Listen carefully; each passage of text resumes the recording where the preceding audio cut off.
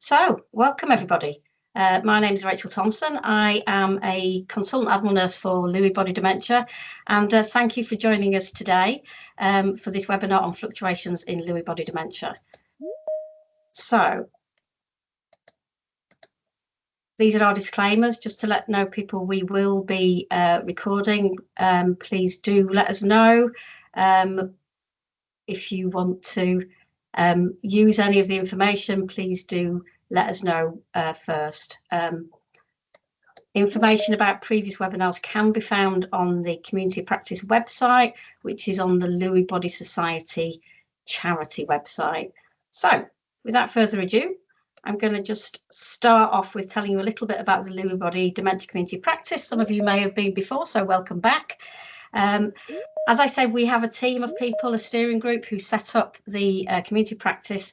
A couple of the members are here today, and we established about in 2023, really with the aim to improve awareness and understanding of Lewy body dementia. We've all worked in the field, we're passionate about people getting a better support and service, and realise that still there's a lot to be learned about Lewy body dementia. So this is our 5th webinar in the series. We've got a couple more planned. As I said, if you want to see previous recordings, please do look at the Lewy Body Society website and under Community Practice. So this is our team. And this is what we are going to be covering today. So we're going to do, this is me doing the welcome and housekeeping. As I said, you will be on mute and we won't be able to see you. But if we get chance at the end, then and you want to be able to contribute, we can unmute you. So we're going to do an introduction to Lewy body dementia. We've got a guest speaker, Dr. Sean O'Dowd, who's joining us today from Dublin. We'll introduce him shortly. We will look at a case study and discussion, because one of the purposes of this community practice is to share ideas and practice. You all have experience that we can contribute, and we want to learn from each other in supporting the growth of awareness and knowledge around supporting families who are affected by this condition. So after that, we'll be sharing some ideas via chat. Then we've got Fiona Lindop, who's a physiotherapist working in Derby, who'll be talking about managing motor fluctuations, followed by Claire Johnson, who's an occupational therapist, also working in the Derby service. And at the end, we'll have some questions and then just finish by doing next steps and plans. So I'm going to just do an overview of Lewy body dementia. So apologies for people who've heard some of this before, but really this is for anybody who hasn't joined us before. Just we're going to give a very quick run through about what do we mean by Lewy body dementia. So Lewy bodies, essentially what Lewy bodies are abnormal protein deposits that disrupt the brain's normal functioning. You'll see the little image, the pink image, is a stain of a Lewy body. And it was first discovered by somebody called Frederick Lewy, who was a German neurologist who found these Lewy bodies in a Parkinson's patient. Now, Lewy bodies are made up mostly of a protein called alpha-synuclein. There are components of tau, synuclein 1 and LRRK2 also.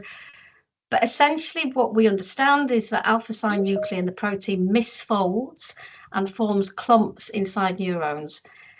This leads to change in the function or death of neurons, but essentially loss of production of significant neurotransmitters, acetylcholine and dopamine.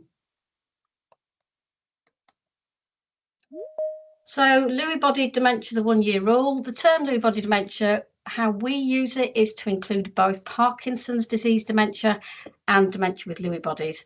And Parkinson's disease dementia, this came from an international consensus report where we're kind of looking at people with dementia starting 1 year or more after fairly well established Parkinson's disease diagnosis. Whereas dementia with Lewy bodies is where we see the cognitive symptoms first, and they occur sometimes at the same time as Parkinsonism or within 1 year of onset of motor symptoms. Occasionally, some people with dementia with Lewy bodies may never present with motor symptoms, but usually we do see motor symptoms emerge as the condition progresses. So essentially, the diagram on the left shows you this is a shared disease process. So Lewy bodies are contribute towards the development of Parkinson's disease when Lewy bodies occur in the midbrain and the brainstem. Some people with Parkinson's will go on to develop Parkinson's disease dementia, but not everybody. Dementia with Lewy bodies is where the Lewy bodies appear in the kind of the cortex, and then also may appear in the midbrain and the brainstem later on. But collectively, these two conditions are collectively known as Lewy body dementia.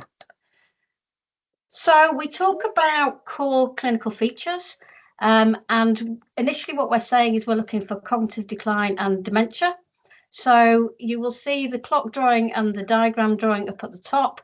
Usually with Alzheimer's disease, you will often get a poor recall, but perhaps the clock drawing and the diagram is not too bad.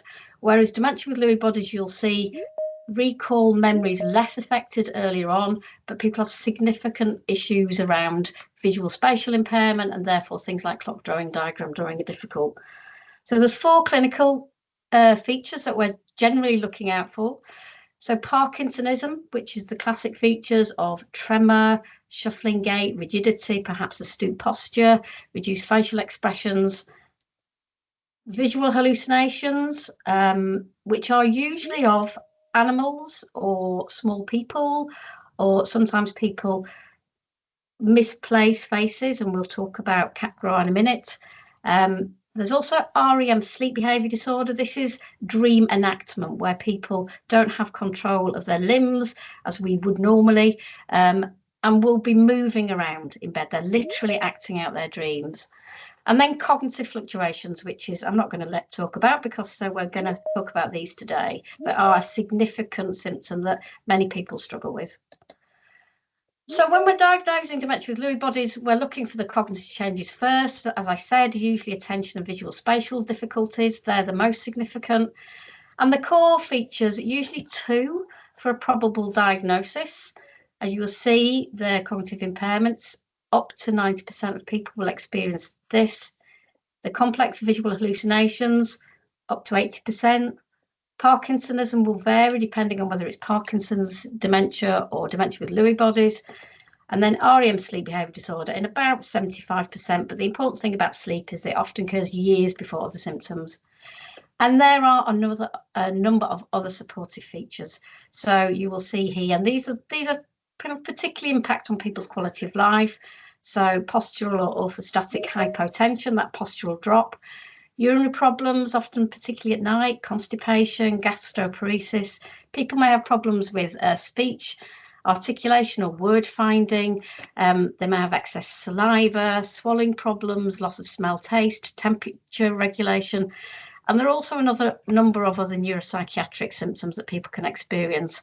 So particularly people seem to experience anxiety, depression, apathy can be a significant problem. Sometimes delusions, for example, Capgras, which is a misidentification.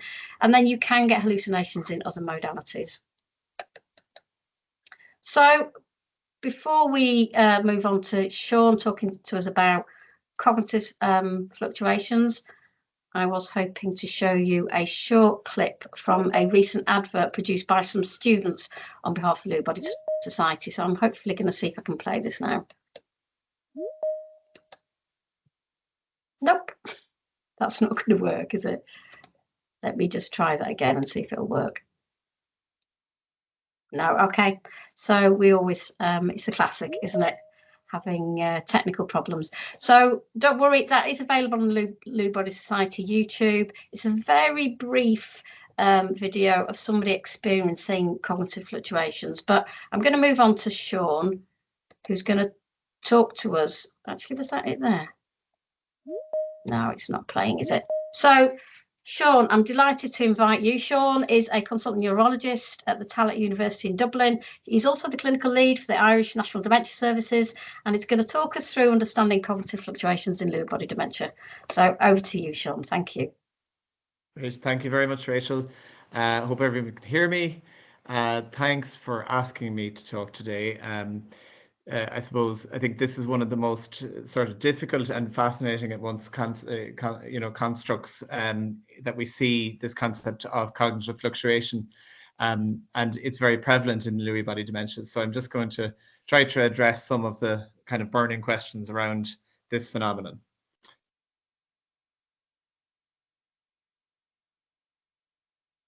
sorry. So in the talk, I'm going to try to cover some of the questions which we have, and we don't have all the answers by any means, but in terms of cognitive fluctuations, trying to address, well, what are they? How common are they? Why is it important that we identify them, and how do we identify them? What causes them? What impact do they have on the person living with Lewy body dementia and those who are caring for them and supporting them? And some basic principles about how we might manage them. So the next slide.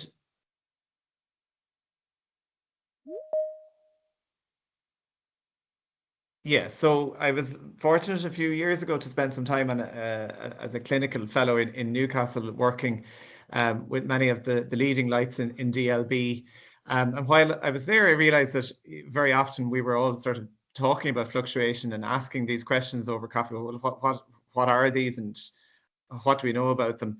And it's a lot of it's a big area of interest of the group in Newcastle and other academic centres. But certainly at that point, we thought it would be useful to try to synthesize some of the literature available, exploring fluctuating cognition and culminating in this review, which we published in 2019. And it sort of speaks, I think, to the complexity of the phenomenon that really in the intervening 5 to 6 years that I suppose a lot of our understanding remains much the same, hasn't hugely evolved because there's still a lot of unanswered questions.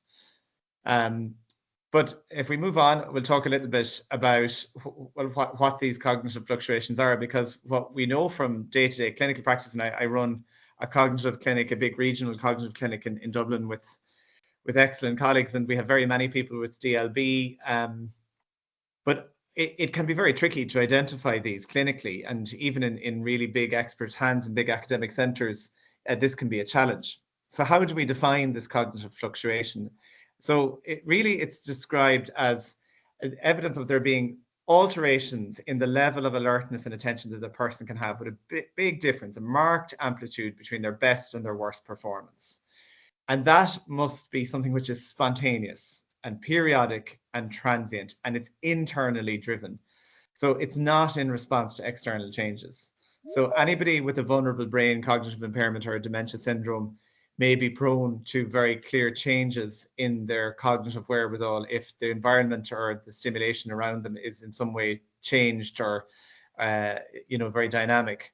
But the cognitive fluctuations of DLB are something that happen internally. So, I would often sort of try to tease out from a patient and their informant, is there a big variability day to day during the course of a normal day, in normal circumstances, when the person is in their normal state of health at home? Can there be marked variability or fluctuation in their performance? And I'll talk a little bit about other questions we can ask.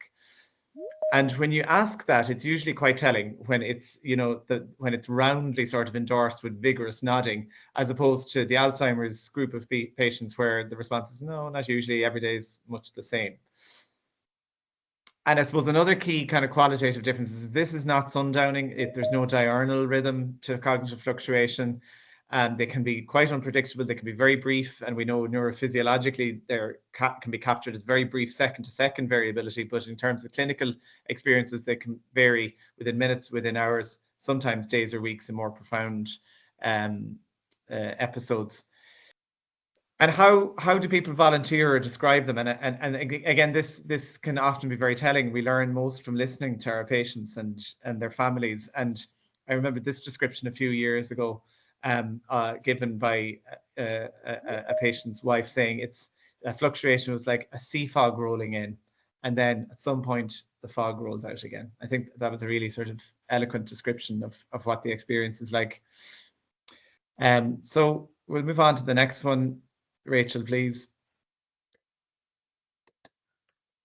So how common are these fluctuations? So this is, I guess, a bit, something which is probably very widely under-recognized. So in large kind of academic units, it is estimated that up to 90% of people with Lewy body dementia will experience fluctuation. Probably in day-to-day real-world clinical practice, the ascertainment or the identification of fluctuation is not quite as good as it could or should be. They are more common as the disease progresses, but actually fluctuation is something which is clearly seen in a very significant proportion of people in the prodromal phase of Lewy body disease. And particularly if somebody has a non-amnestic mild cognitive impairment, so clear measurable deficits in domains outside of episodic memory, particularly attention and executive function and visuospatial function, up to 40% of those people will also have cognitive fluctuation, and that's very highly predictive for evolution and transition into dementia with Lewy bodies over time. And they are probably more common from what we can tell in the literature in people who have DLB, so the cognitive-led phenomenon, the cognitive-led syndrome of Lewy body disease, versus PDD, where dementia develops in those with Parkinson's disease after a period of time, although certainly prevalent on both sides of the coin. So why is it important we identify these? So, I mean, I think it's really particularly in your unselected cognitive clinic, where a person first come forward for a cognitive assessment, identification of fluctuation is really important diagnostically, because it is probably the most specific or distinguishing feature of Lewy body dementia versus other dementias, like Alzheimer's disease or FTD or vascular dementia. It's not pathognomonic because people with other dementias can fluctuate, but it is really weighs heavily towards the person having a Lewy body process if fluctuations are clearly part of the history. And as I say, they are often present in prodromal or early disease in those who have non-amnestic mild cognitive impairment. If cognitive fluctuations are identified in the history, it's very predictive of evolution into DLB as opposed to another neurodegenerative disease. And I suppose as the science and medicine evolves and we are increasingly looking towards the welcome development of biomarkers for neurodegenerative disease, it shouldn't allow or permit a situation to arise where we drop the ball clinically. It's still the clinical phenotype is really important to ascertain. So as I say, in the presence of clear-cut fluctuation in a prodromal cognitive syndrome, that's very predictive that the person will have DLB and not another dementia. And obviously, history is the key way that we identify these. So it always, strikes me that people with DLB very often have very preserved insight into their difficulties and often will very clearly be able to tell you themselves that they fluctuate from a cognitive perspective. But of course, the collateral account is really key. And there are a number of different sort of semi-structured and structured questionnaires which are used sort of in research settings and so on to identify fluctuations. But in day-to-day practice, it's a very simple questionnaire, which I would often use sort of at the bedside or in the office, so to speak, which is the Mayo, the abbreviated Mayo fluctuation score, which is on the next slide. And really what you're asking is that over the previous number of months, if the person has demonstrated any or several of the following features, which are daytime sleepiness of greater than 2 hours duration. Daytime is kind of defined as up to 7 p.m., so kind of early hours of the day. Periods of disorganized thought or speech, periods of lethargy or drowsiness despite restful sleep the night before, or staring spells. And if 3 or more of these are present, then that has really high distinguishing, that kind of identifies cognitive fluctuation as really high validity in distinguishing the cognitive syndrome from Alzheimer's disease. So once you sort of, I think, develop a nose or a radar for cognitive fluctuation, or indeed the other features of Lewy body dementia, then you start to see them everywhere. And a few years ago, I was at a play in Dublin of a production of Arthur Miller's Death of a Salesman. And I came out of the theatre and I said to my wife, the character, the main protagonist in that has DLB. And nobody seemed to have noticed, because really very many of the symptoms that are described at the features of the salesman, Willie Loman, really tally with that of somebody who has DLB. So a few years ago, we kind of dissected the text and kind of looked at it from applying the diagnostic criteria. We found that there were very many, I think it was 9 or 10 descriptions of clear-cut fluctuation in Willie's behavior and an attention span, as described in the book, with periods where he was described as staring into space, stopping blankly, looking blank. And at one point he said to his wife, "I just can't seem to keep my mind to it," indicative of difficulty with maintaining his attention. So on the next slide, we're going to explore some of our understanding of the the causes or the mechanistic underpinnings of fluctuation. And this is like really, I suppose, an area which is huge, of huge interest, not least, I suppose, because as sometimes a few patients and caregivers have said to me, if we could somehow harness the time when the person is well and optimize that, in some way, medically or pharmacologically, that it would seem to suggest that that we may have some impact on day-to-day symptomatology and maybe on the progress of the disease itself. But our understanding of what the drivers are remains really relatively poor, I suppose, in some ways. But I mean, a lot of work has been done in centres like Newcastle, London, Cambridge, Sydney, and other units internationally, looking at the neurophysiological and the imaging characteristics of fluctuation. The difficulty always being that it can be difficult, of course, to capture people in the midst of a fluctuating state. I suppose a couple of the main theories center around that fluctuation is a disorder of attention. And it's true that we know that people with DLB have a hypocholinergic brain, that acetylcholine levels and transmission of acetylcholine is impaired, and Lewy body pathology has a predilection to affect the nucleus basalis of Meinert, which is one of the key cholinergic nuclei in the brain. And also the fact that supporting cholinergic transmission with medicines like cholinesterase inhibitors has an ameliorating effect on cognitive fluctuation, would start to speak to a cholinergic deficit being at least partly responsible.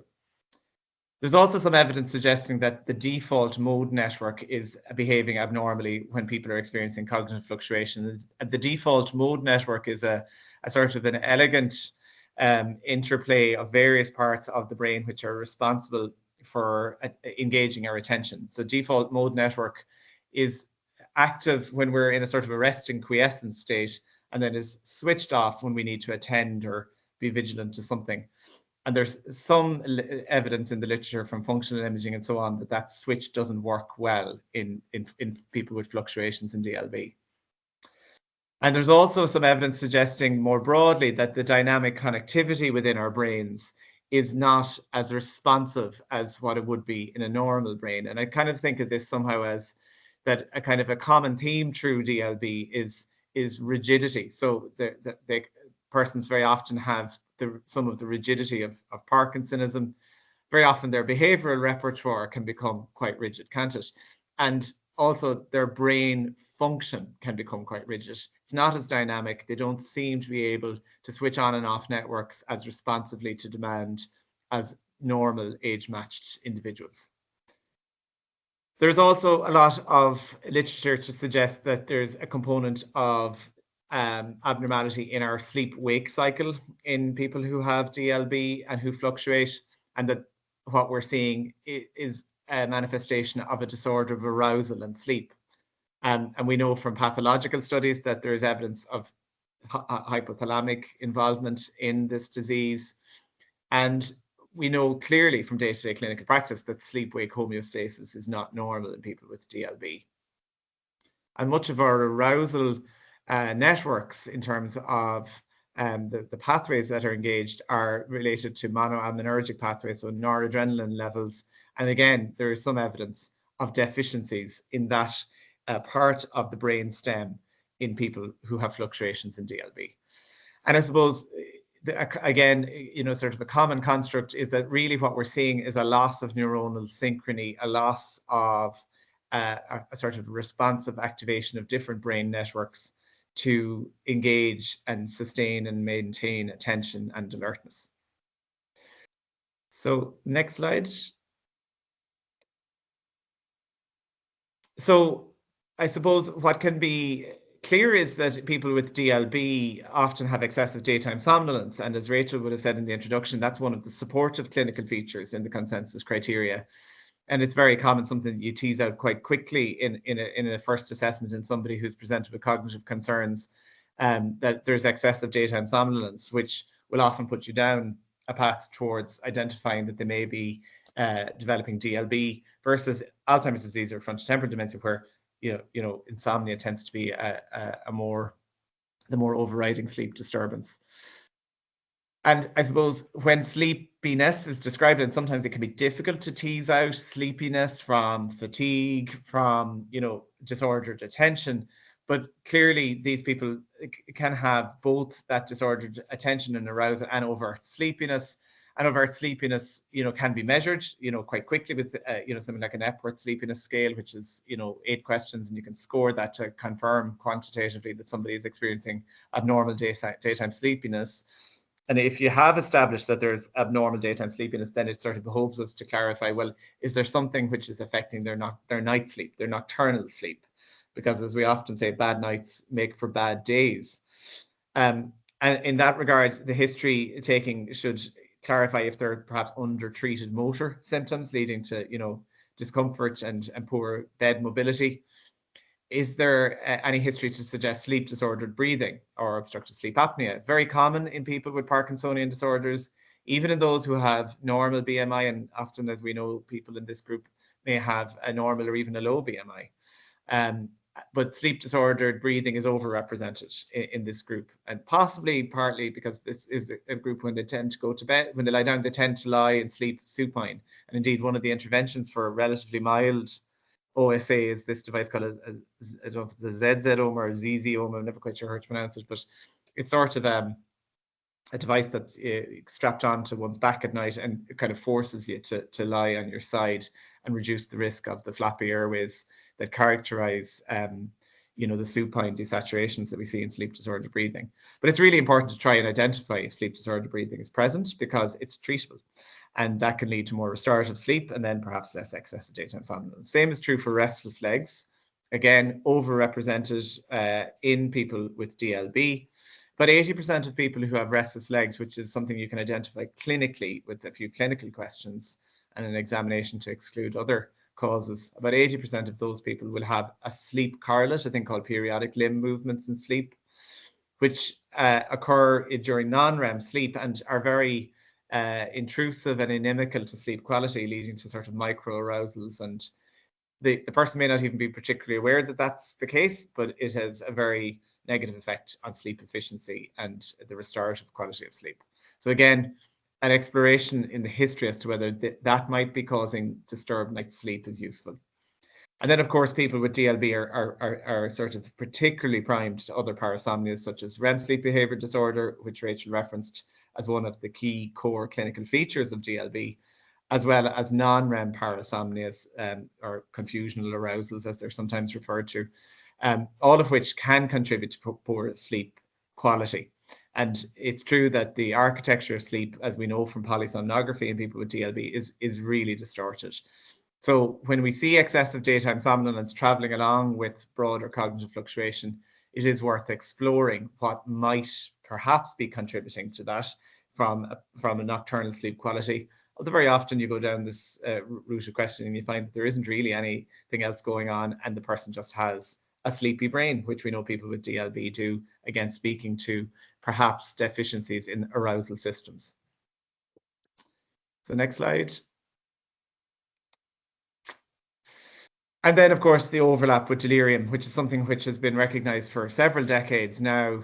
And in many ways, we all know from, the consult on the ward, from the surgical patient and somebody who's maybe got bad sepsis and is older and appears to have had a more vulnerable brain in the years before their admission, that hypoactive delirium really looks and feels like a very profound cognitive fluctuation. And indeed, that has led to recognition and a lot of work in identifying the people with DLB, even before they experience clear cognitive impairment, are far more prone to delirium than those who will go on to develop other neurodegenerative diseases like Alzheimer's disease. So people with DLB, there's a 3 to 5 times more higher rate of delirium in DLB than there is in AD. So if you're picking up somebody particularly with recurrent delirium, with prolonged delirium, or with delirium from trivial or no trigger, there's a very high chance that that is somebody who is in the early phases of Lewy body disease. And that has been recognized in the as one of the 3 prodromal phenotypes of Lewy body disease in the paper, which was published a few years ago on prodromal DLB. So a mild cognitive impairment onset, a psychiatry syndrome onset, and then a delirium onset DLB. So again, I suppose the overlap with cognitive fluctuation is clear qualitatively. So what impact do fluctuations have on the person with dementia, with Lewy body disease, and those who are caring and supporting them? Well, it's sort of, I suppose, is intuitive that these people have greater levels of disability, because if you have unpredictable incursions on your attention span and your arousal, then you're going to have more difficulty with personal and instructive ADLs. You're going to be more likely to leave the hob on, to leave the door unlocked, to miss the turn when you're going to the shop in the car. And in tandem with that, unsurprisingly, cognitive fluctuation is associated with greater caregiver burden. I think some of that might be due to the sheer unpredictability of it all. And in clinical practice, of course, it has implications from decision and perspective decision-making capacity, because we need to be vigilant to identify that somebody with DLB is going to be prone to fluctuation, and that really, if we're making assessments, or we're doing assessments around somebody's ability to decide on a certain matter, their capacity to do that they have every chance to have their cognitive status optimized. So doing that in the midst of cognitive fluctuation is unwise, but first of all, we have to be able to identify that there's somebody who fluctuates. So the next slide. And I suppose, like everything in medicine, the most useful accounts really of a symptom are given by the people who have experienced or witnessed it for themselves. This is an article that I often reference, actually, which was written by a behavioral neurologist called Daniel Drubak, who spent most of his career in one of the world's leading cognitive neurology units at the Mayo Clinic in Rochester, Minnesota. And in his early 60s, he diagnosed himself with DLB, sadly. And in this article, it's a really beautiful, eloquent description of his experience of the illness, and very sort of philosophical. He describes his experience of fluctuation. There's an excerpt on the next slide where he says, fluctuations are one of the most fascinating and poorly understood neurologic symptoms of DLB. My neurologic status, including difficulty with cognition, degree of hallucinations, and ability to write and even play guitar, can fluctuate from week to week, hour to hour, and even minute to minute. At times, I even feel normal and reach a point of ecstasy. I feel the lightness of an eagle and fly higher and higher, only to miserably fall to the ground. What a cruel tease. And of course, many of you who would be familiar with the DLB space, for want of a better description, will be familiar with the story of Robin Williams and the advocacy work of his widow, Susan Schneider Williams, who published, and again, I would often cite this, a really wonderfully candid article addressing the neurology community worldwide in an invited editorial in Neurology, which is the highest impact clinical neurology journal in the world, after the death of her husband, Robin Williams, several years ago now. And in this, she describes their experience of fluctuation. As she says, typically the plethora of Lewy body dementia symptoms appear and disappear at random times, even throughout the course of the day. I experienced my brilliant husband being lucid with clear reasoning 1 minute, and then 5 minutes later, blank, lost in confusion. So a very classical description. And mirroring the experience of so many people with DLB, this is somebody who saw numerous specialists and had a very long diagnostic odyssey, and actually was never diagnosed with DLB in life. Sadly, his diagnosis was post-mortem. So how do we manage them? And I know that Fiona and Claire are going to touch on certain aspects of this in the subsequent talks. I think one of the key things, like, managing any of the symptoms of a neurodegenerative disease relates to patient and carer education. And I sometimes would encounter people who are, kind of fed up and exasperated because they feel that maybe the person isn't trying. Of course, apathy is another component of DLB, and teasing those out semiologically can be tricky, but they might feel the person isn't trying, that they're checked out, that they're lazy, and I think education around the nature of fluctuation as an internally driven, uncontrollable aspect of the disease is important. And of course, routine and the idea of scheduling activities, and for those with excessive daytime somnolence, trying to maybe get a handle on that with scheduling of naps can be useful. trying to avoid cognitive overload. So reducing areas and times where a person might be expected to multitask or divide their attention, is kind of stands to reason. From a pharmacological perspective, the cholinesterase inhibitors like donepezil, rivastigmine have been shown in kind of subgroup analyses to have a beneficial effect on cognitive fluctuation as well as other aspects of cognition in DLB. And the same is true for memantine, which we would often use adjunctively in this group. There's some data about other pharmacological approaches, which is still tentative, that would be in the realms of kind of wakefulness promoting medications like modafinil or noradrenergic or histaminergic type medications. But they remain really kind of exploratory, I would say. So lastly, just a few kind of pearls and pitfalls from sort of the clinical world over the years that I've seen some of these people. I think one thing I'd always say to the trainees is beware the MCI patient who's coming back for review who has a quote unquote better or improved MoCA or ACE, despite a history that might suggest that things are the same or worse. Because what you may well be capturing, and I've certainly seen this at times, is capturing them in a fluctuation. So you've caught them at a good spell, or you've caught them at a bad spell in the previous assessment. And that again underscores the importance of a really thorough exploration of history and looking for the other features that travel along with DLB, such as REM sleep behavior, Parkinsonism, and the support of things like autonomic dysfunction. And again, I suppose in parallel with that, I find that the DLB patient can often have a good day when they come to clinic. If I had €1 for every time I've heard a spouse say, "God, like he's great today," I think I'd be a wealthy man.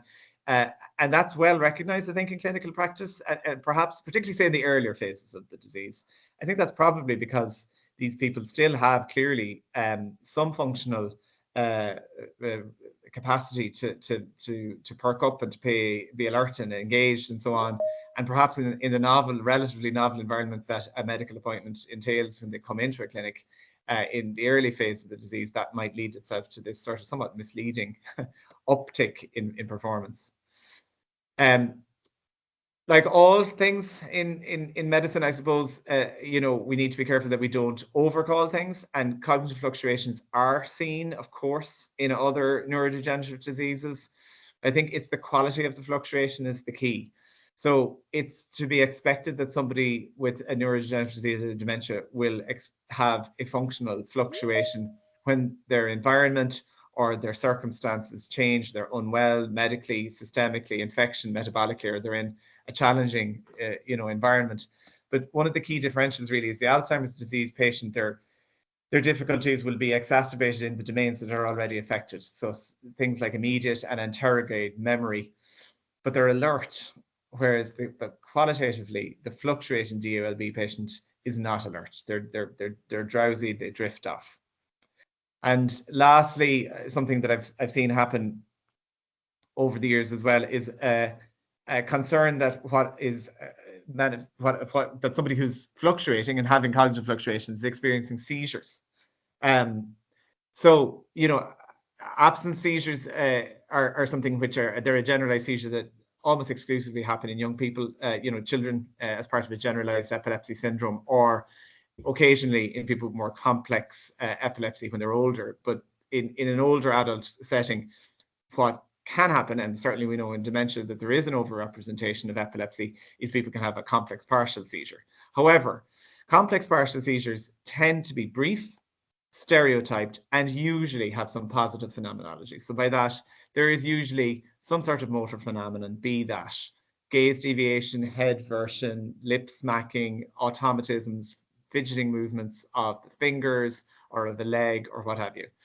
You can occasionally have like a pure behavioral arrest where the person is sort of zoned out and not really doing anything else from a movement perspective. But a key distinguish is that somebody who's fluctuating with DLB can sort of be called out, but you can call them out, they'll come around, they'll talk to you. That won't happen if somebody's seizing. So that's just something that you do encounter every now and again, is the person who's had a lot of anticonvulsant, anti-seizure medications dumped onto their medication list when really what they're having is cognitive fluctuations. So I think that's the last slide. Sorry if I've ran over a bit there. Happy to take questions later on. I know there's another couple of talks coming up now. So thank you so much, Sean. That was fascinating. I think we will leave the questions to the end if that's okay. So I can see there is one question and let me put myself back on camera. So this next bit is where we look at a case study. So for those of you who want to take a photo of this just to help them remember the detail, and then what we're going to do is we're going to ask you a few questions and ask you to share some of your ideas, experiences, thoughts in the chat. So if in the meantime you've got questions that you want to ask Sean and or indeed Fiona or Claire later on, if you can put those in the Q&A rather than the chat. And I apologies, I do understand there's been some problems with the sound, so hopefully that has got better now, because people don't seem to have disappeared in their droves, but we will have the recording. So here's your case study. So imagine these obviously made up names. So Desmond, he's 76 years old. He was diagnosed with dementia with Lewy bodies about 5 years ago. He's been treated with rivastigmine. He's now on 4.5 milligrams BD. And he also started some Parkinson's medication, co-caraldopa, just 2 years ago because he started developing some motor symptoms, so mainly bradykinesia and freezing. His partner, Mike, is the primary caregiver who has been struggling with anxiety and depression, but they do have supportive friends and family and siblings, but they're not nearby. So Desmond has experienced a recent reduction. There's been a recent reduction in Parkinson's medication because he's started to expressing distressing hallucinations. And those of you who are familiar with the impact of levodopa, sometimes hallucinations can be an unfortunate side effect. So these have been reduced slightly to see if they can reduce hallucinations. He has, unfortunately, as we often see, there's a balance. He's had an increase in episodes of freezing, described his feet sticking to the floor, and he's had a couple of falls. He's also experienced some recent episodes of staring into space. So as Sean was describing eloquently before, and just he's just not responding to conversation in the usual way. Now, Mike, who's the partner, has been worried about Desmond falling and has become very cautious as a result about going out. And so they haven't really been going out very much. And recently, he was very worried that Desmond had had a stroke because he just had this absence episode. And so he ended up calling the ambulance. He hadn't had a stroke, so they checked him out. But really, generally, he's worried about future progression and what's going to happen. So what I'm going to ask you to do is have a look at the following questions and just have a think. If you were a professional supporting this family, what advice might you give to the person with dementia? What advice might you offer to the family caregiver? Are there any other actions you might take? And if any of you have any resources that you're aware of that may be helpful, then please feel free to put those in the chat because we welcome sharing of ideas and resources. So if you want to just, I'll flick back to the case study. And if you want to just have another look, just thinking about what advice might you offer both to the person with dementia and the family carer. Are there any of the actions and are you aware of any resources? So I'll go back to the case study there. And please just take a few moments, start putting some of your ideas in the chat and we'll have a look at them and pick some of them out if that's okay.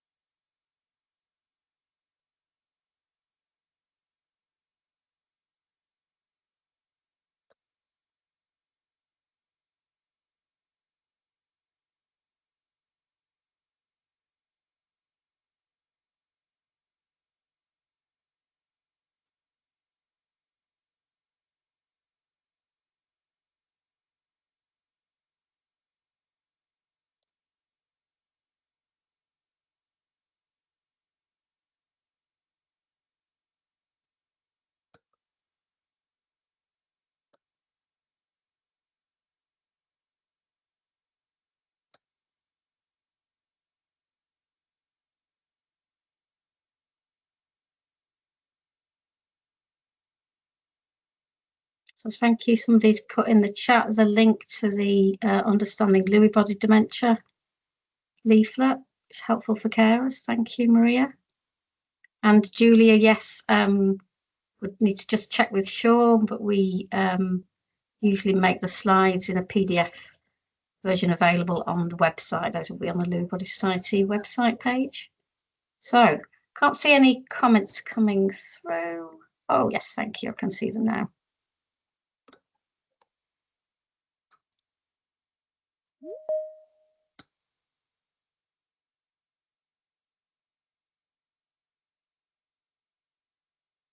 So some nice ideas, yeah.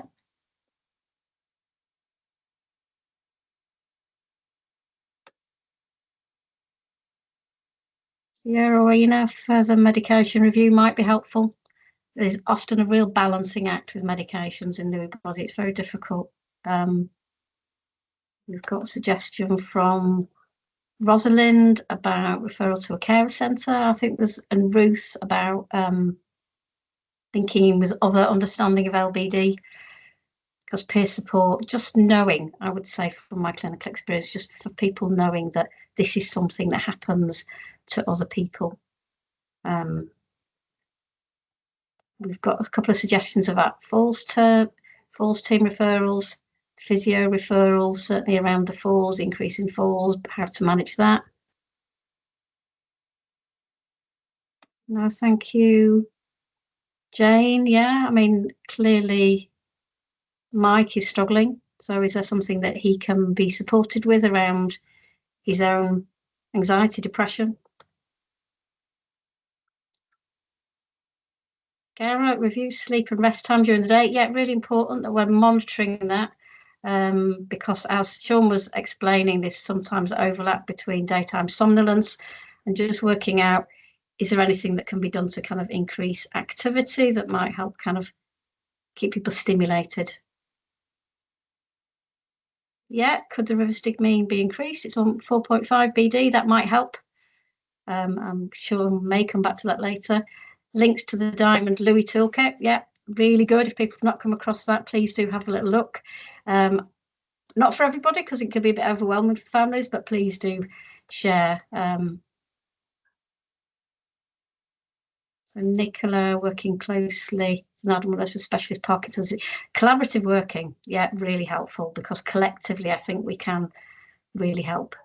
Referral to talking therapies, queuing, and I think Fiona and Claire are going to come on to things like that, so thank you.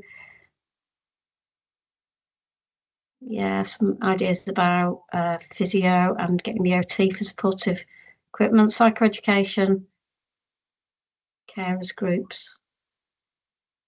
Yeah, Jane suggested about memantine, so maybe that's something to add in, as Sean was saying.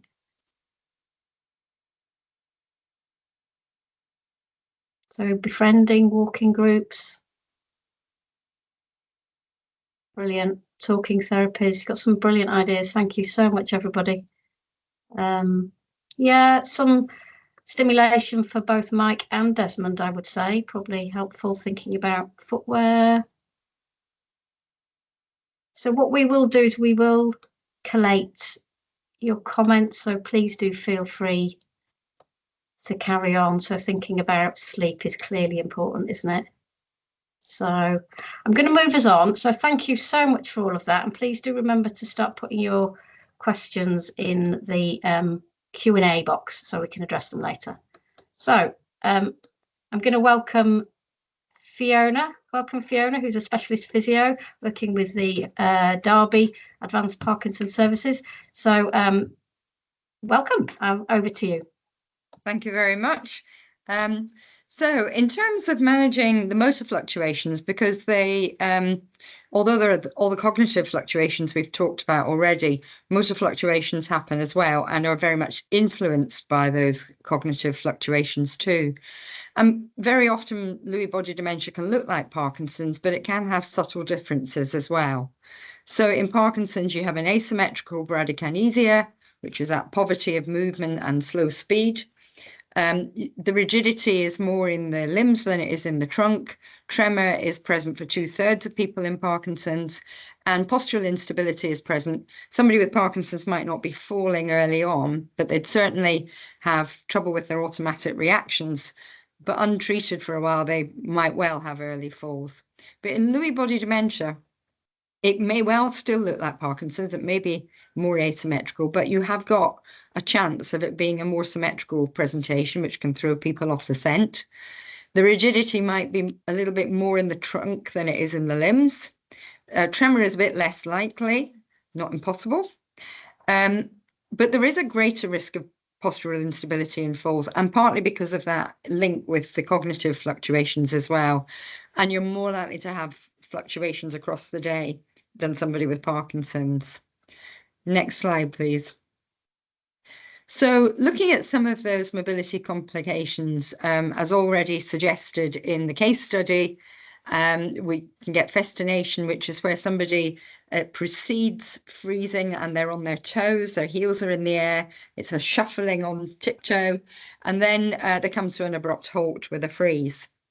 That can lead to an increased risk of falls, partly because you were freezing from the waist down, not the top half, and so more likely to fall forwards. But somebody with Lewy body dementia is also going to have visuospatial deficits, which mean that they can't properly and accurately identify the depth of a step. So they might catch their toe and fall on the steps, fall down the steps, fall up the steps, fall on the pavement. They may have these fluctuations throughout the day in their mobility that go along with the cognition, or it might be across the week. When you look at the week, some days they were much more mobile than others, without particularly any rhyme or reason. And then you also have to factor in orthostatic hypertension, which can happen in Parkinson's as well, which can lead to people falling, often because they're not aware of it. Maybe somebody has dizziness, but often they don't. So they stand up and they set off without waiting for their blood pressure to catch up. Next slide, please. So we do have to assess people with Lewy body dementia and work out what's going on and then how we're going to address it. So the things we need to be looking at is their physical activity. And this is true for all Parkinson's patients and for all those with Parkinsonian conditions as well, which includes Lewy body dementia. So what activity are they already engaged in, if any? And then we want to assess them for their rigidity, because that is going to affect their flexibility as well, which ultimately will affect their balance and their movement. We want to assess for gait festination, any other problems with gait, including freezing. And then we definitely want to look at balance and falls risk, because we really want to try and minimize that. Next slide, please. So there is very little evidence out there for exercise specifically with Lewy body dementia, but there is a plethora of evidence for Parkinson's. And because the pathology is similar, you can make the assumption that exercise that improves Parkinson's will also improve some of the symptoms of Lewy body dementia. So the evidence covers areas of gait. So gait can be improved with exercise, balance, memory, executive function and planning, excessive sleep in the daytime, but also fragmented sleep at night, fatigue, apathy, motivation, thought processes, and mood. So there's a lot of non-motor symptoms in there that people might not associate with exercise being able to improve, but it definitely does. So next slide, please. So this is where some of the evidence surrounds not particularly Lewy body dementia, but dementia and cognition in Parkinson's. So there was a study in 2019 that showed that high-intensity exercise improved balance in people with dementia.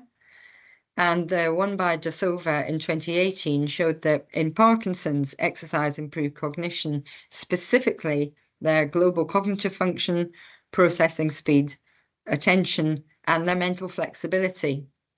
So if it can do that in Parkinson's, we have to hope we can catch the patient early enough to do that intervention in Lewy body disease as well. Exercise also improves executive function, and Stuckenschneider has shown that in their study in 2019. And you need all sorts of different types of exercise. There's no one that you should have instead of all the others. You need that menu of exercises, but aerobic activity has the best impact on memory. And I think we probably don't always push our patients with Lewy body dementia enough to try and get that aerobic activity. It's quite a challenge, but it could have the biggest impact. Next slide, please. So when we're addressing freezing and falls, there are some specific things that we need to take into account. Freezing is going to happen in particular places in the house, but it can also happen outside. So it's very important to ascertain why it's happening. That also will be linked with where it's happening, and also what time of day. And the most common places for freezing are when somebody is turning. They tend to turn on the spot rather than stepping out, like a lot of us who don't have Parkinson's or Lewy body will do. Doorways are very common. Destination freezing happens when you're heading for a chair and then you stop about a foot away from it, and then you can't take the next step, so the patient will toss themselves into the chair. Gait initiation is where you stand up from a chair and you can't take that first step to get away. And sometimes people have freezing just in a big open space. It's that whole open space that causes the freeze. So our intervention needs to include cueing. And you're probably, a lot of you, familiar with cueing. If you try using internal cues with somebody with Lewy body dementia, it's less likely to be as effective, because that is something that is produced from within the person, and they may not have the capacity or the memory to do that. So external cues such as post-it notes on the wall or the floor, laser pen, laser walking aids, if that's appropriate. There's a number of different external things you can use. You can use music. It needs to be something the patient likes and doesn't listen to in the background. And it needs to have a good, strong bass beat, usually 4/4 tempo. And you have to set it to your patient's pace. And that might alter through the day. So it might be that you need a whole playlist of different songs, but it may not work for your patient, something you have to try and work out together.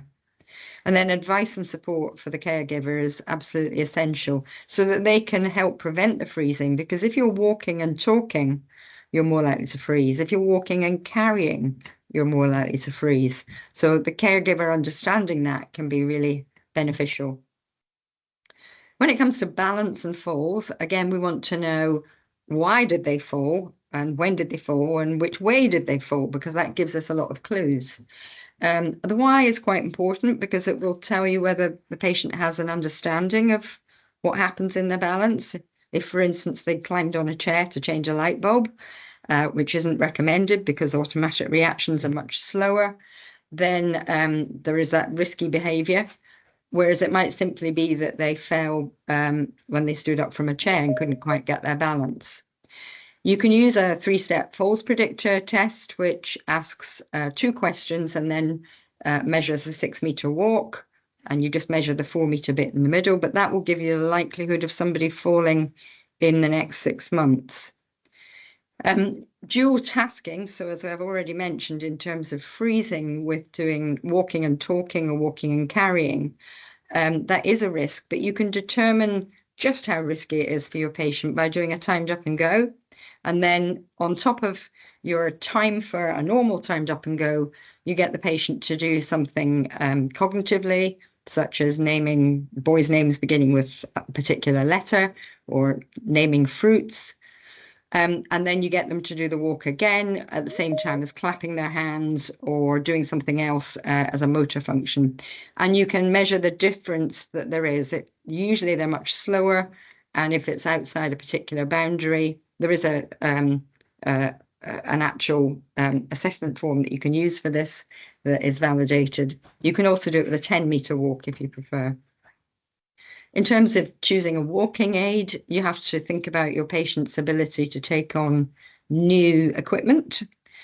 So if you were thinking of trying to use something that had reverse braking, for instance, that might prove a bit too difficult. But a walking aid can be helpful if the patient takes to it naturally. You need to consider the posture early on, because that has a impact on falls and on gait, as well as posture in itself. So looking at measuring that on the first time you meet the patient, but then also putting in an exercise program to maintain an upright posture as best you can. Also worth looking at footwear. A lot of people love tiny little heels, or often their shoes don't fit quite like they used to. So look at the shoes, look at the wear on the shoes, and look at the environment that the patient is normally in. And if you're doing a home visit and somebody tends to spend a lot of time in the garage or the shed, go into the garage or the shed with them and see what they get up to in there. And the exercise program is absolutely essential, but it's important not to increase the caregiver's burden. So you don't want to give an exercise program that they are then going to have to implement on top of all the other things they're doing. Try to implement it into that patient's normal day, but definitely with that element of things that will push them a bit and enable them, hopefully, to get that cognitive benefit from exercise. And I think that's my last slide. Thank you, Fiona. Some really lovely practical tips there. And obviously you touched on that real balance, didn't you, between apathy and somnolence and the impact of exercise on cognitive abilities. So I'm going to move straight on to Claire. Claire is an occupational therapist who works in the same service as Fiona in Derby. I don't know if Claire, if you're there. I am. Yes. I can see myself. I don't know if anybody else can. I can't see you, but we can hear you. Oh, yes, Good. there you are. So, lovely. Welcome, Claire. So you're going to talk us through fluctuations from an occupational therapy perspective. So if I can get I'll move you on to the next slide. There you go. Thank you. Thank you, Rachel. So I'm coming from a more functional occupational therapy kind of view. And just go through the kind of interventions that we will think about with somebody with Lewy body, thinking about the fluctuations specifically and what causes them and how to eliminate them or avoid them as much as possible. But obviously, first of all, we need to think about the assessments of this group of people. And as it was Ashol mentioned earlier, we use assessments such as the mocker or for a review, a kind of a screen, or we use the ACE3 commonly for a more detailed assessment. But as Sean said, we need to make sure that we're getting the patient at the right time and obviously take into account all the fluctuations they are having. So a collateral history is the most important history of memory and cognition that you'll get from a patient, which will obviously include a lot of information from the carer. So it's really important that the carer is involved in the whole of the process, thinking about therapy at every stage, so that we can educate them as well as the patient. And care education is really important, right? We need to, signpost them to all the different services that are available to them. So that doesn't just include the Lewy body services that are really good, obviously Lewy Body Association, Society, and all the different publications and information that they provide.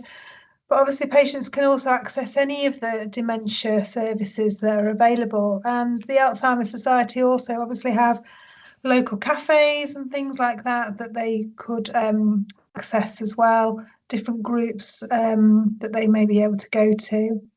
It's really important to talk to them about the benefits that they are entitled to, because obviously, as said previously, the carer burden is much increased with this client group. So we need to talk to them about what benefits they are going to be able to get. And we work closely with our Parkinson's UK local advisors and social services to ensure that they're getting what they need.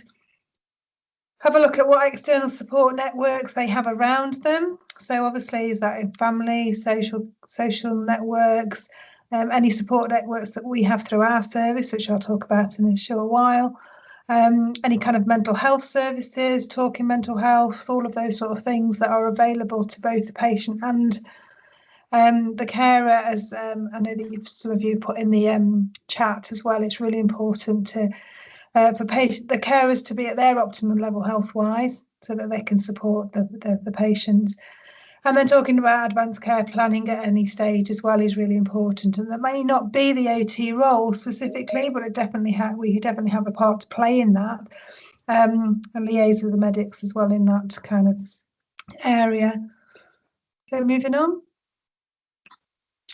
So we know, and as Sean said, that it's difficult to kind of think about what kind of encourages these fluctuations.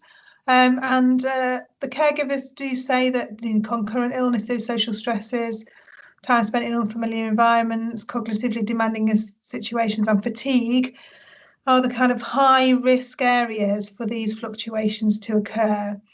So as OTs, it's really important that although we do our core stuff like environmental issues, we need to assess and treat the anxiety, the depression, and the sleep issues. So there are assessments for both anxiety and depression, but they obviously are self-administered a lot of the time. So we need to take into account the cognition, whether the patients are able to do that.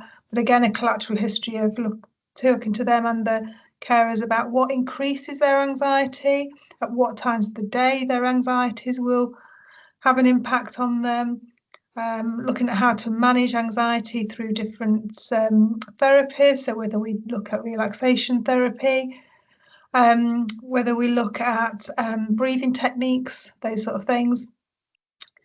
Think about a patient's depression, think about their mood, thinking about what kind of mood they're in generally, and does this exacerbate by any different times of the day or different factors, whether they're going out, can have an impact on their mood, both anxiety and depression, and what around them in their environment will increase that anxiety and low mood. And then obviously sleep, as we've talked about, has a huge impact. Sleep and fatigue has a huge impact on the cognitive and motor fluctuations that they will have. So I'll go on to discuss now. So just thinking about sleep as a first thing, it definitely impacts the quality of life in people with dementia Lewy bodies. So it's really important that we advise on a daily routine, and I even at points give patients timetables and advise them to complete them or use them as much as they can at home. So making sure that they're getting up at the same time every day, going to bed at the same time every day, and their morning routine particularly is similar every day. So they get up, try and get washed and dressed every day, and there's no kind of those making sure that people are actively getting themselves ready for the day, with or without help. I strongly suggest that patients have a structured daytime sleep pattern. So this might be just a 15-20 minute rest after they've got up, washed, dressed, breakfast, cleaned up, those sort of things. But then also maybe a 30 to 45, maybe even an hour's rest later on in the day as well at some point. What is really important to kind of establish is that there is definition between daytime rest, daytime activity, and then nighttime rest. So somebody may go and have a lie on the bed in the daytime rest, but they're not getting undressed into bed, but they're just having a lie on the bed. Where at night there's a wind down time, so they're getting ready to go to bed, and they're getting into bed, that sort of thing. So it's really about definition with activity, rest, relaxation, and sleep. It's really important to vary activities during the daytime. So making sure that, obviously all those things that Fiona has just mentioned, but also kind of cognitive interventions as well, cognitive activities, whether it be jigsaws, whether it be puzzles, whether it be watching TV. It might be even, we can watch any programs at any time of the day these days. So, a half-hour comedy program is really, really good. Particularly a nostalgic one that we might tap into different cognitive stimulation is a really good idea for patients to kind of get into a pattern of doing. And it's really important to improve the quality of sleep, to get outdoors at least once daily, to have some sunlight. that does, we know that does improve the quality of sleep at night. It might be a walk if that's really important, if that's possible, but even if it's just getting out into the garden or standing outside the front door, it's really important for patients to get outside into the sunlight at least once a day. Okay, next slide. So other things that we need to think about, we know that organised activities, music therapy, sensory stimulation have been shown to reduce patients' agitation and reduce those kind of fluctuations. So think about relaxation therapies, think about how we can reduce those anxieties. So anxiety is reduced there and then by kind of breathing techniques, calming down that kind of adrenaline system, helping people just to kind of recover from any kind of particularly panic situations. But it's also worth thinking about what promotes that anxiety, what kind of things will kind of trigger anxiety, so how we can avoid those in the first place. CST, cognitive stimulation, can be done in a group format. We run a group here, and some people might have access to groups, whereas a group of people with either mild cognitive impairment or early on kind of dementia, be able to sit within a group of other people in a similar situation and choose topics of conversation. And this is known to improve language and help with anxiety as well. It can also be done with the carer at home. So, encourage patients and carers to set aside 40 minutes to an hour, a couple of times a week or so, and just choose a topic of conversation, whether it be getting some old photographs out, whether it be television programs, whether it be sport, whether it be old holidays. There is a number of different, obviously, topics that you can choose, but it's just about stimulating that conversation for a specific amount of time, to help that kind of cognitive ability and to kind of to reduce that kind of anxiety, kind of escapism for some time as well, which is really good. Social groups are really important, and some people might find this anxiety provoking initially, but Parkinson's support groups specifically have been found to be really useful. And once people have gone and introduced themselves, because this is both a patient and carer, the support there that they have is really good and can alleviate the anxiety, and can even help with their mood, to kind of know that there are other people around in a similar situation. And again, it's cognitively stimulating. It's about getting out there and meeting others and talking to others as well. Thinking about the home assessment that's really important with Lewy body dementia. It's thinking about lots of different things. So, for example, thinking about avoiding smaller spaces. It's smaller spaces where people are more likely to freeze, more likely to get confused and agitated.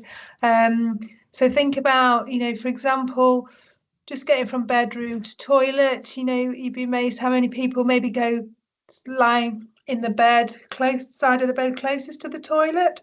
If that means tighter turning, that can sometimes be more difficult. So it might actually be, in some cases, better for the patient to be the other side of the bed, so they've got further to walk, yes, but maybe less tight turning, depending on the situation and the environment, obviously. But it's just about thinking about the different stimulus at home, thinking about reducing any stimulation within that environment, whether that be furniture, whether that be decor, just to kind of, when somebody's overstimulated, they can become more anxious and more agitated.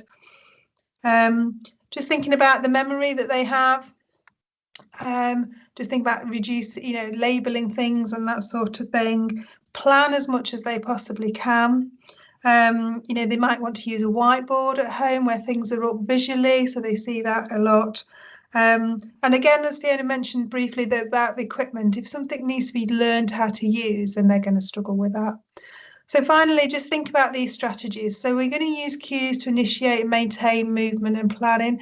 We're trying to reduce multitasking as much as possible. Encourage the patient and the carer to plan as much as they possibly can. And maybe rehearse things if needed. So kind of, with the carer, rehearse how they do something first before doing it. That can sometimes reduce that anxiety as well and kind of calm those situations down. Use cue cards if needed, but doesn't necessarily work that well with everybody.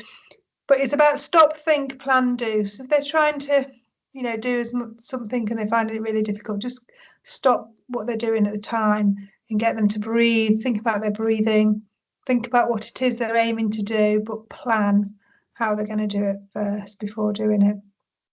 So it's just really, in brief, just really about routine, making sure that the daily routine is as similar as possible, but obviously varying activities as much as you can, reducing that anxiety and thinking about low mood. Those are the real key things to managing those fluctuations. I think that's the end of my bit. Yeah, those are just my references. So it's just, got any questions? Then I'm sure happy to ask them now. So thank you so much, Claire. Again, some really, really useful tips, practical tips, things I hadn't thought of as well. So thank you, that's great. So we're going to invite you now. Now, we would really love you if you can fill out our evaluation. It really helps us plan for future sessions. It won't take long. There's only 3 or 4 questions. So you can either, I think Danielle is going to put a link in the chat. Yep, there it is. Thank you, Danielle. Or you can just scan the QR code. So if you can do that either now or later, we would really welcome any feedback. So I'm going to move to questions. Actually, just to say that I'm going to do it now, actually. So our next session, the date for your diary, is on the 2nd of July. We're going to be talking about supporting family carers affected by Lewy body dementia. And then we've also got swallowing and nutrition webinar planned. We haven't got the date yet, but it probably will be in the autumn. So if you want to hear about those and get direct invites, please, and haven't registered for the community practice, please do so. Again, you can do it via the website or you can scan that code there now. So I'm going to stop sharing. I'm going to invite our speakers to put their mics and screens on. I'm hoping Sean is still with us. Great.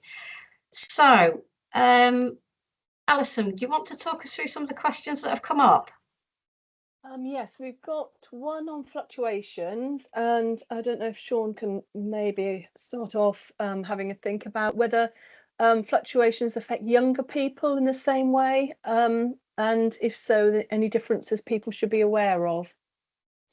Yeah, that's a really good question, and I don't think we really know the answer to that from the literature.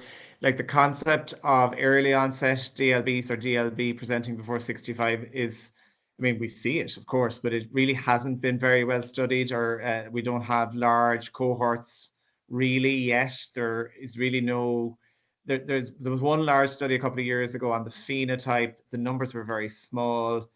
Like it was a large cognitive service, but the numbers of young onset DLB versus late onset DLB were relatively small, and they didn't have a very full data set in terms of the different clinical features. So they couldn't particularly make a comment on cognitive fluctuations in terms of frequency or severity in younger onset versus older onset DLB patients. But I think it's something that longitudinal studies will probably be useful in helping us to to clarify. I mean, anecdotally, I would say that I would think that people with young onset DLB are as prone to fluctuation as the older onset group. But that's about, that's about all I could say. We don't really have very good evidence, I think. Brilliant, thanks so much, Sean. We've got a couple of more general questions. So one of them I put in the main chat. Is anyone using the Edinburgh Cognitive and Behavioural ALS screen tool? I'm not aware of it being used in our area. We're still using MOCA or ACE, but maybe the wider group can start answering that in the general chat. And a couple of more specific, one about diagnosis. Sean, maybe, I don't know if you've got experience. So Julia's messaging, she's got a patient where their features are both early AD and early DLB, but no biological evidence on scans. Would a DAT or a PET be more appropriate given that these are symptoms of both conditions? I know that DLB does have a crossover with AD, doesn't it, anyway, at some point? Yeah, so I suppose, yeah, so particularly as we deal with older patients and in the group over 70, over 75, co-pathology is really the rule rather than the exception. So you're going to find particularly AD co-pathology in a very large proportion of older people who present with DLB features. So I suppose in terms of somebody who comes in who is in the earlier phases or who's younger, again, I suppose it comes back to the use of the diagnostic criteria. If they fulfill the diagnostic criteria on clinical grounds, then you don't need a DAT scan, particularly if they've got 2 of the core features. If they've only got 1 of the core features, a DAT scan certainly can be helpful in that respect. If you're suspecting that there's a significant contribution from symptomatic Alzheimer's disease, then in our clinic, what we do is we offer CSF, and we would have several hundred patients over the last few years where we would have completed CSF biomarkers for Alzheimer's disease. FDG PET is like, I suppose it's not particularly sensitive or specific to clearly guide, one or the other, or the evidence of co-pathology. I mean, the other thing with this group, and this is a common thing we all encounter, trying to tease out what's the driving pathology, is the quality of the structural imaging that's done in the first instance. Is it a good quality MRI? Have the right sequences been acquired? Has it been, if you've got volumetric sequences, has it had the eye of a neuroradiologist, and so on? And sometimes, if you can get protocols in place to do that, it can obviate the need for molecular imaging. Yeah, brilliant. Thanks, Sean. So another more specific question, and again, the wider group might have had some experience about this.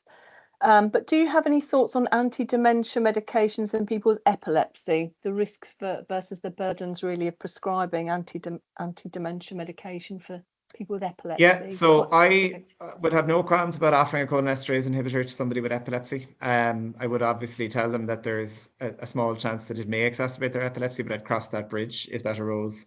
Personally, I would be slow to offer memantine to someone with epilepsy. But I would not withhold a cholinesterase inhibitor from somebody with comorbid epilepsy. I mean, epilepsy is overrepresented in neurodegenerative disease anyway, so I think that we need to be, a little bit comfortable with the risk, as long as the person, and those around them are aware that there is a slightly enhanced risk of seizure breakthrough, but we just cross that bridge if it happens. And it's not something I've encountered very commonly in clinical practice. I'd be far more concerned about, about giving it to somebody who has an established bradycardia and the risk of falls and syncope and so on. Wonderful, thank you so much. I don't have any more questions unless any of the panel have got any other final thoughts. Rachel, do you have any thoughts on that last bit? About the use of cholinesterase with epilepsy? I think I'd probably say the same. My experience is that it does get used effectively, obviously with the risks ruled out. Equivocally, I've seen epilepsy medications used for people with seizures, and sometimes that can be really difficult because to determine, is it myoclonus, that kind of jerking that people have. So sometimes I have people on both medications. But I've got a question, actually. This is for Claire and Fiona. I just wondered about your experience of when people have these episodes of vacancy where they're kind of staring into space, and it can be very stressful for family carers. And in the case study, we had somebody who was calling an ambulance. I think, Sean, you mentioned about avoiding that. Have you got any strategies that you advise family carers if this starts to happen more? I don't know who wants to, if either of you want to go first. Claire? Do you want me to go first? Yeah. Yeah. Yeah, it did. Obviously, I would advise the carer that these are quite, or can be quite common. I think if they don't always realise what all the different symptoms that can be present with these conditions, so then they need to be aware of that. It might be that they need to kind of distract the patient. I don't know whether that would help, but certainly if somebody's having hallucinations or kind of more kind of psychotic kind of things, distraction, whether that be moving the patient or moving something in front of the patient's vision, that sort of thing, that can sometimes help moving them out of that environment. Obviously, if there is something else going on, they need to be able to manage that as well. If there is something, going on for them to have that vacant episode, they need to be aware of that as well. So they need to have that full knowledge of what is going on, really.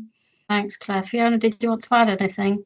I think I agree with what Claire said. I think often those vacant episodes happen when people are sitting down.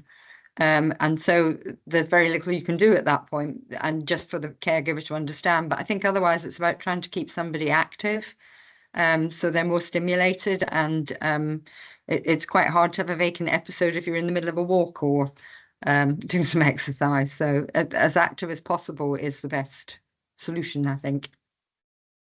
Thank you both. Sean, did you have any last thoughts on that about vacant episodes and managing those? Yeah, no, I think it's like what Claire and Fiona said. I mean, part of it is care education for recognizing them and trying to avoid, sort of panic and knee-jerk reactions. And then, as you've both said, it's about sort of stimulating activities. And yeah, absolutely, I think the value of exercise in this disease is very clear, and probably underappreciated. And as you say, I think aerobic exercise maybe is left behind a little bit with the emphasis on muscle, and sarcopenia and so on, which is very appropriate, obviously. But yeah, the difficulty, I suppose, will be finding the aerobic exercise that can be particularly useful for the group. But yeah. But I mean, I don't know what you think, Fiona. I mean, I suppose things like maybe stationary bikes and that sort of thing, or the med motors, those sorts of devices can be helpful. Yeah, really. Anything to get them more active than they are, starting where they are. Anything's better than nothing, but maybe even just walking more, if they're safe, walking more briskly from one lamppost to the next. But a static bike's a great idea. Sometimes pedals if they're not going to sit on a bike. That is the challenge. Or giving them a seated exercise routine, but doing it to music, so they have to keep up with the rhythm, which does get you a bit out of breath, especially if the song goes on for 5 minutes non-stop. Sounds fun. So thank you all. We've come to the end. It's 1:30. Thank you for people who've stayed on. Just as a reminder, you can't book onto the future webinars yet. If you register on the community practice, you will be sent an email nearer the time so you can register. Thank you to all of our speakers. I found that absolutely fascinating. If you've got any final comments, please do put them in the survey so we can feed back to the speakers. And thank you very much. Hope to see you all again. Thank you. Thank you. Thank you.